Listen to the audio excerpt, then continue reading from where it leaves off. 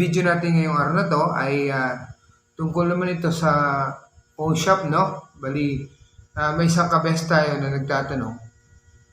Actually, itong tanong na to, marami din nagtatanong sa akin before, hanggang ngayon nagtatanong din sa akin. So, sasagutin natin yung katanungan ng isang kabes natin. Basahin na lang natin mga kabes. Ito yung tanong ni Sir.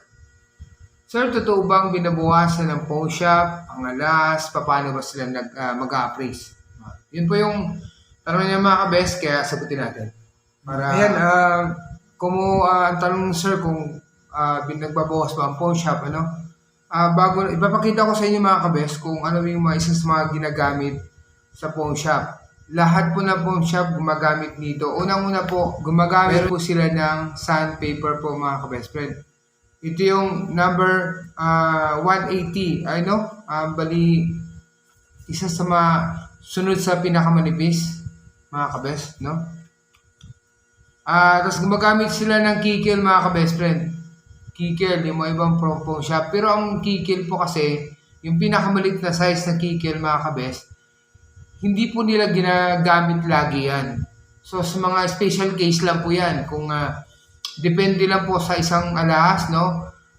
May mga alahas kasi, dati kasi talagang pinapractice yung pagkikikil, pero depende po sa malas. Para lang po yan sa mga malalaking alahas. At katulad ng halimbawa, yung mga barbada, no? Yung tinatawag na barbada, yung mga Japan Gold. Yung mga curve link, bali barbada po ang tawag namin dyan, yung malalaki, yung 100 grams, no? Pataas, no? Minsan kailangan gamitan ng kiki, lalong-lalo na pag hindi dumaan sa hindi lumusot or pumasa dun sa unang test namin, yung iti-twist namin yung isang item, no, mga kabes. At medyo sumablay, gagamitan namin ng kikil, pero gaya ng sinabi ko, hindi po lahat ng item. Dati lang po yun. Ngayon na po, iba ng practice ngayon.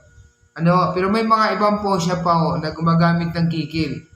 Ulitin ko, para lang po yan sa malalaking alahas. Alahas. Pero ngayon, dati kikil ang ginagamit. Ngayon, binago ginawa ng hand drill. Hand drill po mga kabes, katulad yan. Yan po, hand drill. Yun yung mga pin vise. Pin vise po yan mga kabes, binubutasan yung isang item. Kung halimbawa ito yung item na to, no? Ito yung ganito po. Binubutasan niya sa may gilid, At tinitingnan, lalong higit yung mga Villarica talagang nabubutas yan. Ang item ipapasok sa loob. Yung appraiser, hindi katulad sa appraiser sa Cebuana. Appraiser sa Cebuana po, na yung appraiser nila doon, nasa harapan niyo mismo yung item. Bago sa Metro Manila to, bago nila iti-test o ipapakita muna nila sa inyo ang gramo, kung gaano kabigat yung item. Yun yung practice po ng Cebuana, pinapakita. Nasa harapan ninyo, tinitimbang nila yan. Tapos ina-appraise nila, yung mga appraiser nila ay nasa harapan nyo mismo. Doon mismo sa harap ninyo, iti-test yung inuuri yung item ninyo mga kabes. Unlike dun sa ibang mga pawn shop, may pawn shop katulad ng Villarica, tingin ko pinapasok yung item sa loob. Yung appraiser kasi nila nasa loob. Kaya pagbalik ko nung item ninyo, tingnan nyo, sigurado may butas yan. Hindi na sila nagpapaalam kung bubutasan nila o hindi. Isan lang mo man o hindi, bubutasan muna nila yan mga kabes friend. Sa Cebuana kasi ang practice yung hand drill po, yung manual, unlike dun sa ibang pawn shop, yung pin vise nila, yung hand drill nila ay electric, or body battery, kaya mabilis lang magbutas. Sa mga Cebuana kasi hindi po ganun. Still nagpapaalam sila lagi, ganun sila kaingat sa mga kliyente nila, mga ka-best friend, yung Cebuana Luilier pawn shop. Maingat sila, papaalam sila kung talagang butas. Ngayon yung tanong ni Sir, kung talagang nagbubutas or nagbabawas pa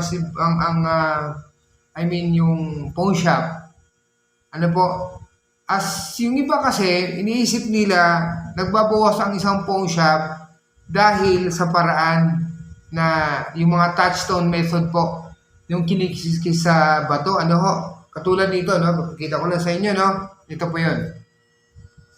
Ito mga kabes, no? Mayroon silang timbangan, tapos mayroong sandpaper. Kikil po, itong kikil hindi na pinapractice ngayon to, no? Pinalitan na po ng pin vise po. Tapos mayroon silang blackstone, ano ho? Yung iba ho, hindi ko na papakita sa inyo kung ano yung ibang gamit nila. Kasi ang pag-uusapan naman natin ngayon, kung nagbabawas pa, kasi yung ibang gamit to, hindi naman ho, nakakabawas. Iisipin natin na hindi naman siya nakakabawas katulad ng mga string.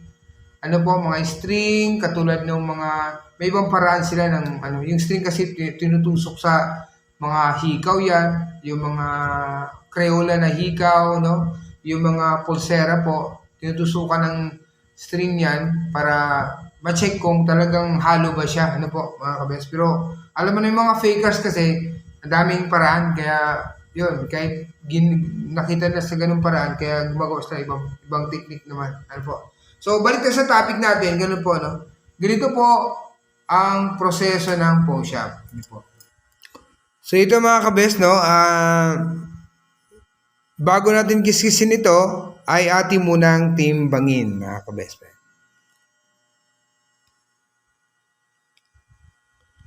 Mga kabes, no? Timbangin muna natin. Yan po, ang timbang niya ay 6.4. Yan po, 6.4. Ano po? Ayan, kaya kiskisin na natin mga kabes. Tingnan natin kung mababawasan ba. Ganito po sila magkiskis mga kabes. Tapos titingnan nila yung kung titingnan, pagkatapos mong kiskisin niya, titingnan yung pinagkikiskisan, sisilipin yan kung talagang gold ba hanggang sa ilalim. Tapos saka kiskis sa bato mga kabest friend. Yan.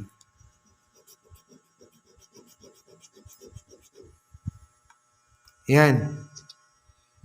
Ayan po mga kabest, no? Kiniskisan natin. Tapos, timbangin natin ulit mga kabest. Timbangin natin ulit.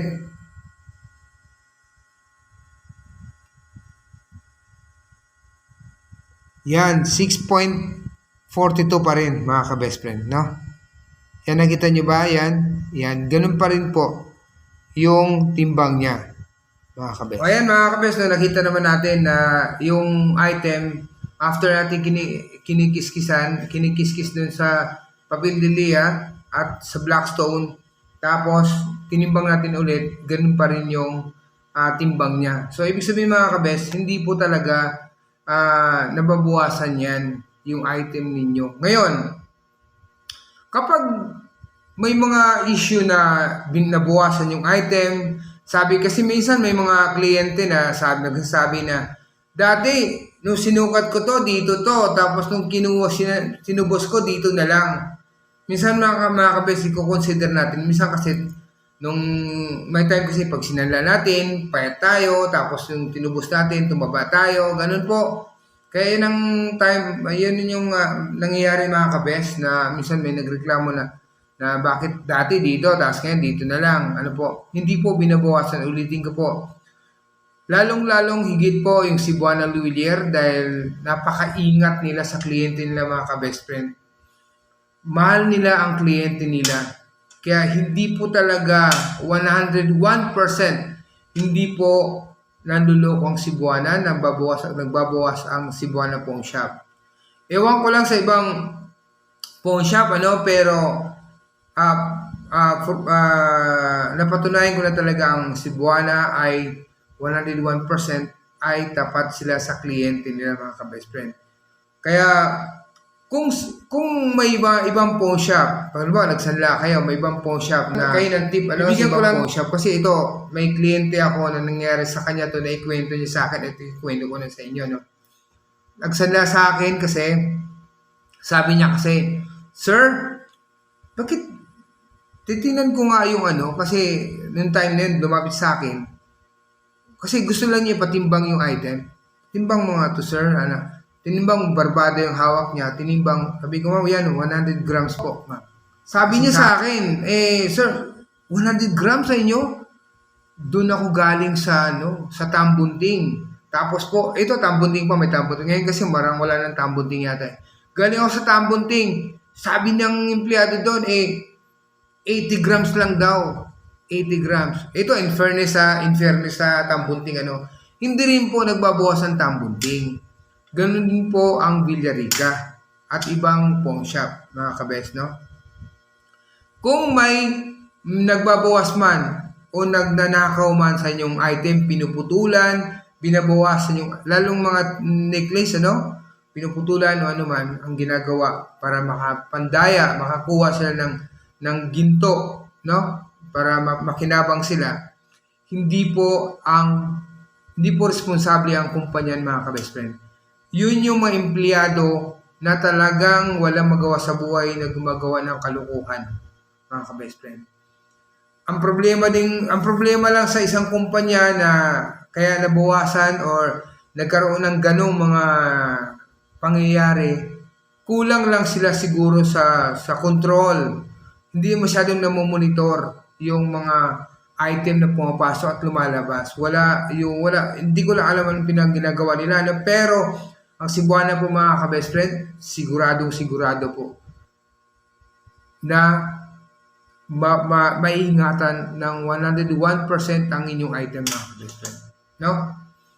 Kaya, yun lang ang gusto kong sagutin. Yung tanong ni Sir, na ang pawn shop, hindi po nagbabawas yan ng ginto o ng mga sinasanla doon, mga kabes, no? Kaya sa mga gustong may malaman pa, may mga agam-agam sa inyong isip na gusto nyong malaman o malinawan kayo, mag-comment lang po kayo, mga kabes. Mag-message lang po kayo sa akin at sasagutin natin ang inyong mga katanungan, gano'n, mga ka-best friend. Sana po nakatulong ang video ito sa ang munti kong nalalaman na na-share ko sa inyo, mga ka-best. Hanggang sa muli po, mga ka-best friend. Shout out po sa inyong lahat na aking mga subscribers at sa mga magsasubscribe pa. Sa lahat ng napadaan sa aking channel, please subscribe at sana po huwag niyo po sana i-skip ang mga commercials po, yung mga advertisement na lumalabas sa aking mga video, mga kabes. Bye bye, mga kabes!